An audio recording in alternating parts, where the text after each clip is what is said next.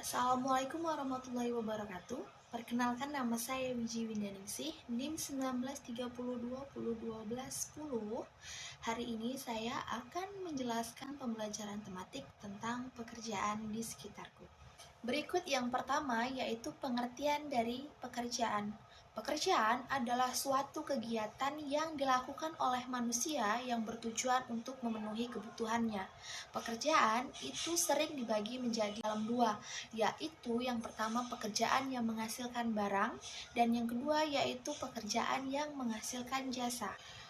Berikut yang pertama yang akan kita bahas yaitu pekerjaan yang menghasilkan barang. Mengapa demikian bisa disebut pekerjaan yang menghasilkan barang?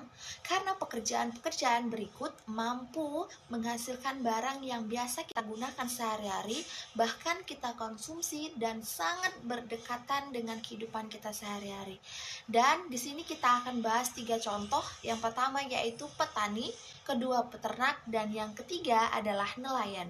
Contoh yang pertama yaitu petani. Petani ini disebut menghasilkan barang karena biasanya para petani mampu menghasilkan padi, buah-buahan, atau bahkan jenis-jenis yang lainnya yang biasa kita konsumsi sehari-hari. Kemudian yang kedua yaitu peternak. Mengapa peternak bisa disebut sebagai pekerjaan yang menghasilkan barang?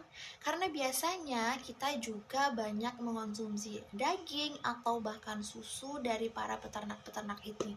Dan kemudian yaitu nelayan.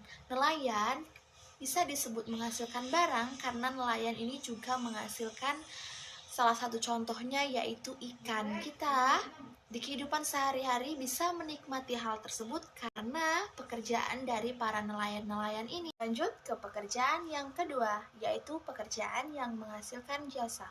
Mengapa disebut menghasilkan jasa? Karena pekerjaan-pekerjaan berikut tidak menghasilkan barang, namun hasil pekerjaannya bisa dirasakan atau bahkan dinikmati oleh orang lain dan orang banyak. Contoh pekerjaan yang menghasilkan jasa yang pertama yaitu guru.